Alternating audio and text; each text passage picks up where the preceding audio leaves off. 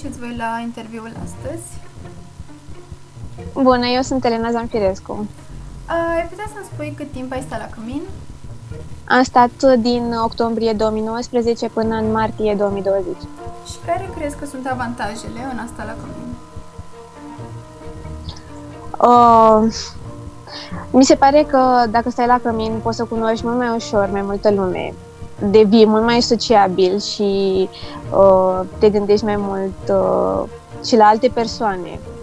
Înveți, în primul rând, să îți împarți spațiul cu altcineva, mai ales că camerele de cămin sunt destul de mici și trebuie să înveți cum să fii și ordonat și să nu vă amestecați lucrurile.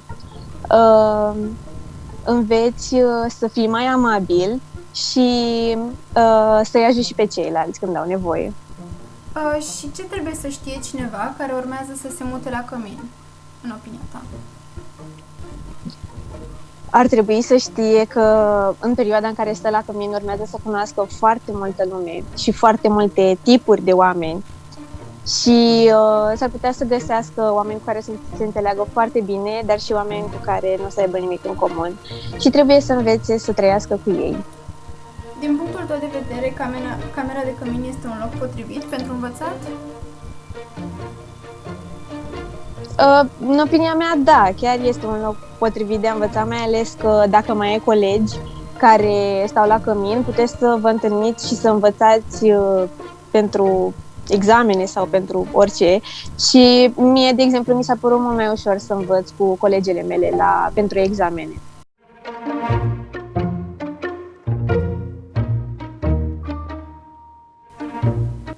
Bună, eu sunt Andreea Tache și tocmai ce am terminat primul an la PLLS.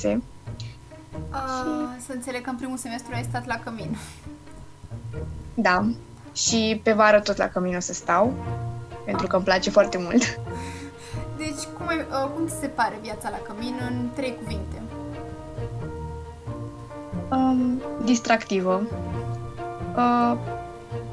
frumoasă, deși este un cuvânt lame, pur și simplu, și, nu știu, un cuvânt care să descrie asta ar fi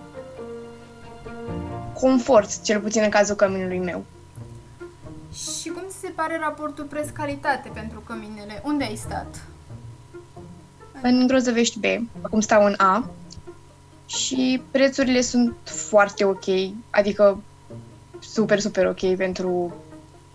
Bine, și nici viața la cămin nu este cea mai roz, dar, nu știu, e frumos.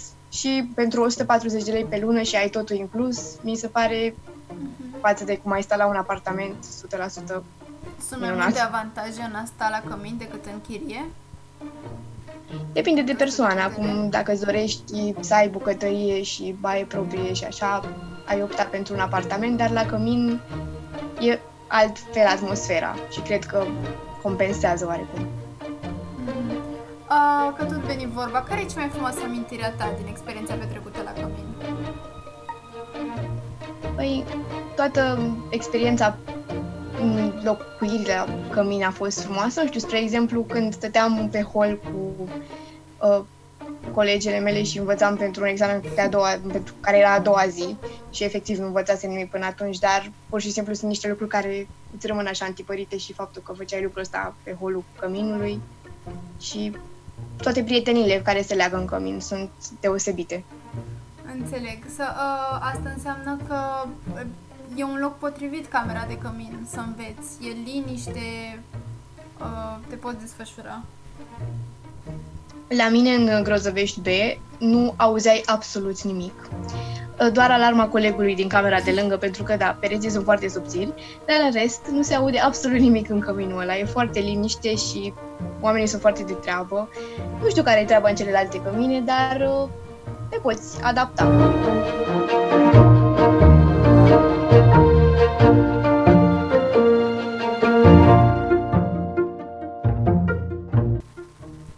Bună, eu sunt Oana, Ghizoana, și mă bucur să fiu aici. Poți să ne spui cât timp ai stat la cămin? Am stat în primul an, un semestru și cam până martie, când a venit pandemia și a fost super. Și acum ești acasă sau Nu, acum sunt tot în camera de cămin pentru că ajut la admitere și am mai stat și pe perioada verii, când am fost voluntar. Am înțeles. Ai putea să ne spui cum se pare viața la cămin în 3 cuvinte? Viața la cămin e challenging, e frumoasă și uneori aș putea spune puțin grea. Greutatea se leagă cumva de experiența cu colegii de cameră sau cum a fost experiența ta cu ei până acum? Nu chiar, am avut mare noroc, am nimerit o colegă de cameră super drăguță cu care m-am întâlnit foarte bine și nu cred că ne-am certat vreodată că am stat împreună. Se leagă mai mult de că trebuie să car lucrurile aici. Înțeleg. Poți să ne spui care e cea mai frumoasă amintire a ta din experiența petrecută la cămin? Nu cred că am una singură, dar o să încerc să rezum. Cel mai frumos era seara când veneam de la facultate super obosită și mai aveam teme pentru a doua zi și prietena mea cea mai bună stătea la 4 uși distanță și ne întâlneam în cameră, luam eventual cina împreună și aduceam fiecare ce avea și ne plângeam de ce s-a mai întâmplat în ziua aia și ne era stilă să mergem la duș sau să ne facem temele și stăteam la povești până se făcea târziu. Că tot veni vorba de teme, consider că e un loc potrivit, camera de cămin, pentru a învăța? Da, eu prima sesiune am prins-o cam aici și era greu să merg acasă pentru că aveam foarte multe examene unul după altul și a fost super ok să învăț aici. Colega mea mergea ea mai des acasă și aveam camera cam pentru mine sau era că se nimerea să fie și ea, era liniște și fiecare învăța în colțul ei și era super ok.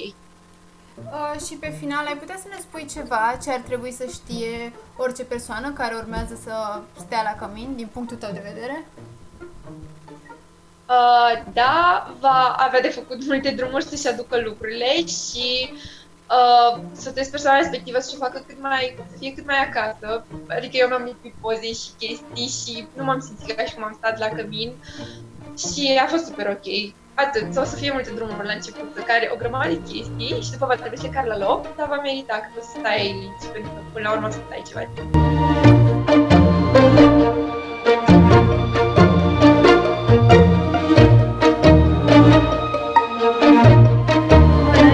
Lupe Elena.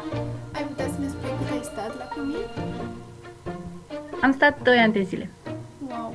Și ai putea să ne descrii viața la cămin în 3 cuvinte? 3 cuvinte, nu cred că ar fi de ajuns să spun cum e viața la cămin, însă dacă ar fi să o descriu cât de compact, aș spune că e entuziasmantă, faină și puțin haotică, dacă ar fi să o luăm așa. Wow. Și cum a fost experiența cu colegii de cameră? Eu am avut noroc, să spunem, cu colegii de cameră, pentru că am avut niște colege de cameră foarte de treabă. Eu am stat în Grozăvești și am avut doar o singură colegă în cameră, dar stând 2 ani au fost 2 colege și am avut foarte mare noroc, sunt foarte de treabă, au fost deschise în general. Înțeleg. Și când te gândești la perioada trecută la cămin, ce amintire amuzantă îți vine în minte? Amintiri amuzante. Sunt foarte multe amintiri amuzante pentru că am făcut destul de multe petreceri în camera aia mică. Dar amintiri amuzante...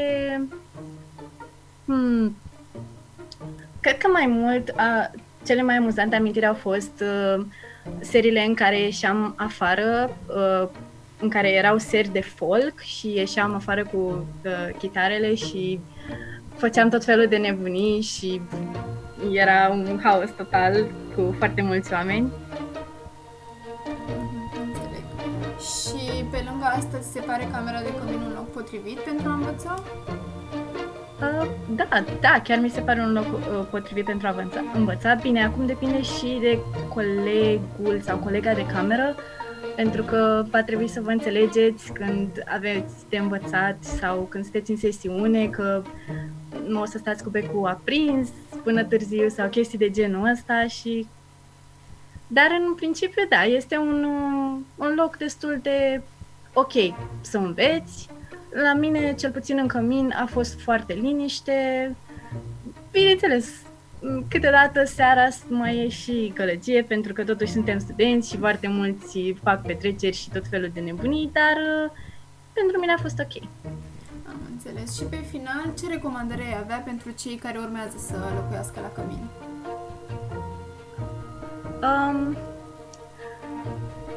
Aș recomanda să comunice foarte bine cu colegii de cameră și să țină legătura unii cu alții și să se apropie foarte mult, pentru că dacă nu comunici suficient cu colegul de cameră, s-ar putea să te simți să nu te simți în pielea ta și să zici că ești străin în propria ta cameră.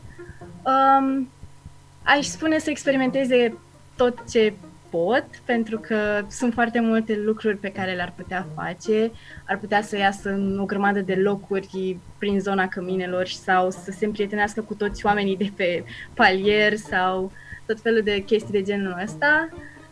Și, în general, să nu le fie frică, pentru că e posibil să fie puțin greu la început, dar se acomodează foarte ușor și condițiile sunt chiar foarte bune și recomand cu căldură.